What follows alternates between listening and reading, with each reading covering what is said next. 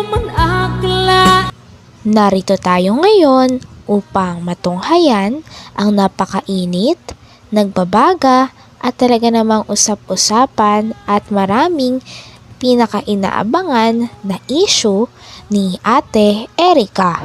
Sa pagpapatuloy ng ating istorya ay kasalukuyan nga na pinag-uusapan ni Kalingap Val Santos Matubang at ni Lolo Miguel ang bahay ni Ate Erica at ng kanyang ate na pinatayo ni Sir Jun A para sa kanila. Ang bahay nga daw na ito ay napakalaki at napakaganda. Kaya naman sabi ni Lolo Miguel ay talagang kaya siguro gusto na nilang lumipat at hindi na sila tumanaw ng utang na loob dahil mataas na ang nalipad nila. Pag-ihiwalay daw kay Rab na ko, ay gustuhan nila yun. Sila may gusto, lahat. Sila may gusto nun. Nabi sa amin yun. Anya lolo, sabi sa akin, nakayadaan mag-direct ka kay Rab na ayaw ko na mag-paglag. Bakit daw? Anong dahilan? Ay, napapagod daw siya. Wala daw nakukuha ang tira. Sabi, ano kuha natin? Hindi, nakaedi. Kung ganyan nila nakaedi, bahala kayo magsabi. At sabi sa akin, ikaw nalulo. Nagsinungaling pala. Ikaw na niya lulo. Edi, ako naman, naglakas loob. Nahihiyaw ako. Mas baga nahihiya ako. Sinuang ko na. Yung pala yung pera, Inamin ko na. yung pala yung pera pala, yung kalating milyon na sa kanila na. Sa kanila. Yun ang dahilan doon. Alam na nila Kuya Pan. Alam na ni May ang usapan kaya nag-ayaw si Jerica. Yun talagang, ang, ibig sabihin talaga, ang pera ang target nila. Hindi naman sila sa amin nagsasabi na binibigyan sila pag nagdadagdag sila yung Yung bahay ba nila, nakita mo? ginagawa. Nakita ko po Ngayon. ginagawa pa. Malaki ba yung bahay na yan? Maganda daw po. Maganda po sabi ni Papa. Si Papa. Maganda kuya, maganda po. Ano ko noon, nagpunta sukat. Maganda, malaki. 21 yun. Malaki. Maganda. Ang kalahati nun, may silong. Pinabuhos ko. Buhos. Tapos taas ko. Okay. 2 kwarto, 2 kubita. May kwan po yun, di sapa yung ganun. At maliit na yung luti.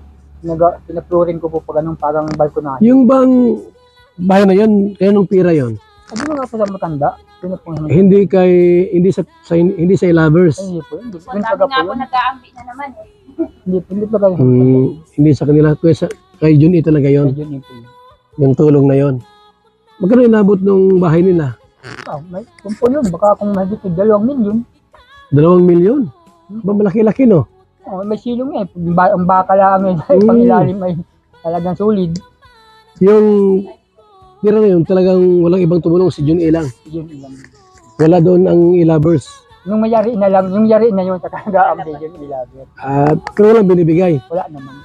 May binigay siguro kung nakay sila. Kung paano? Pero sabi yung ilabi nga, nagbigay. Nasa bulkan nila. Okay. Hindi man yung magwako ng ilabi kung wala binigay. Kaya Bakit sila sira sa ilabers? Akala ko pagkakampi sila. Hanggang ngayon pala ay nasasaktan pa rin si Lolo Miguel dahil nagawang sabihin ni Ate Erica at ng kanyang ate ang mga masasamang salita sa kanilang lolo sa social media. Grabe nga at nagtatampo na baka hindi na nga daw umabot sa punto na kausapin pa ni Lolo Miguel si Ate Erica o ang kanyang mga apo forever. Talagang napakasakit daw talaga ng kanyang damdamin at hindi niya matanggap na nilapastangin daw siya ng kanyang mga apo pagkatapos niya itong alagaan, bihisan, paaralin at buhayin ng ilang taon hanggang sa magkaisip na sila. kaya sila ang hambugin talaga. Nasa kanila ang Bira, ano? kabutugan. Masap lang yun. Siyempre pag iguan nyo ni Rab, maano yun, madidingig nila. O sinong kaya hiya? Sa halip na wala ng issue, tapos na di na kami nag-ano, abay, Nagkaroon naman. naman ng issue at umakita ko sa live stream. May mga sumusulsul kasi. Yun po. Siguro paniwala, pinangakuan siguro na ganyan. Ang aming pangako yun. Hindi na ako nagko-content sa kanila. Ito lang, sa inyo lang, pabahay. Wala na ako yung mga abot sa kanila. Ngayon, maroon naman dahil yung ina ang naglabas na naman, gumawa ng kwento. Gawain niyo sila mo. Yung hindi kayo na yung ina kong yung tinuruan naman. Tinuruan na. Ilan taon na yung ina? Ano po yun? No, nasintinta na tayo. Ama 50 na yun. 40. Ha? 40 po. 41. Ay ba, bata pa pala. Opo, 2 taon lang po mag-iisa na. Hindi na kayo pupunta ron. Hindi na po mula Kuya Bal nga nung... Dami ka rin ata sa kwento niya. Opo, pati po yung isa kong lalaki na pinag-anuhan na scammer. Damay din. Ang yung nangyayari nga po naguhugas sila ng kamay, sa amin ibinubunton. Wala namang kami pinagkaalam silang nakikirinabang ng mga wala namang kami alam dyan sa mga ano nila. Hindi lang yan mga tatanong. Yan, ilan nga kami sa bahay. Tao lang kami sa pusturo. Sama nga kami Kuya Bal, pero tao kami sa pusturo. Wala kaming alam na umaalis sila, dumating sila sa hindi. May pagkain dyan, wala. Wala kami pakialaman. Wala ano. Talagang sila gumagawa ng kwento ay. May gumawa ng kwento kaya ganun na Gawain yung pag ng anak. Sinabihan naman yun. Nanay, dato, sabihin mo ganyan, ganyan. Ang lobas naman sa social media. tuturuan ano. Ngayon naman, hindi nila alam, hindi nila inisip na kalukuhan yung ginagawa lang yun. Sila ang mapapahiya. Kaya nga ni. Pati kayo, damay din. Lahat idamay. Pati yung mga kapatid niya. Dinadama. Talagang may plano nga ata sila Ate Erica at ang kanyang ate na magdemanda kay Lola Miguel dahil sa mga statement at pa-interview nito kay Kalingap Val Santos Matubang. Sabi naman ni Kalingap Val na ready daw silang tapatan nito at kung gusto nilang magdemanda ay dapat sa legal na paraan at sa paraan kung saan talagang masusolve ang problem na kanilang kinakaharap. Actor kasi nakikita sa kanila napapanood doon. Kung wala bang ganun, di ba siya magsasalita? Di ba? Gagawa ka ng kwento? Di ba pwede yun? Nalimutan ko lang anong pangalan nung nagkusumbungan na yun? Anong pangalan? Nagkusumbungan ba ni Gina? Ay, kilala sila. Reaction. Wala yun. Kawawa sila doon, lalo sila mga pasama. Wala mong magawa yun?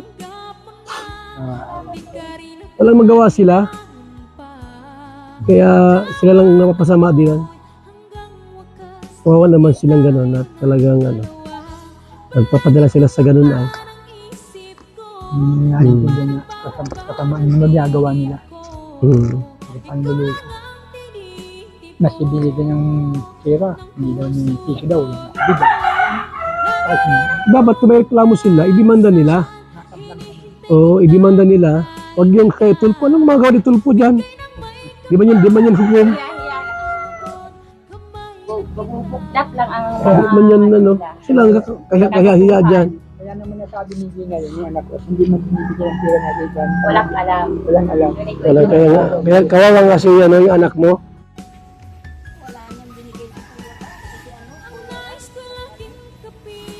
Nasa vlog naman. Wala. Hindi yan nakikita niya. Ka-vlog. Kaya pag ano tayo, yung Kakatid nga po yung lahat. Bali ano na po niya, 20. Oo, kailangan nabili ako ng kahoy. Kasi ibang gagawa na, pagkatapos na yung blocks, iba na magbubulon. Iba na kasi yun, bakal ang ibang grupo na naman. Process bakal. Kasi pagka yung kahoy, madali mabulok. O sino yung apurin yan? Kahit dyan, apurin yan? Ayun. Oh. Anak nito? Hindi ko niya. Depensa ni Erika yan. Saan galing yan? Manila? Anak, anak yan? Anak mo?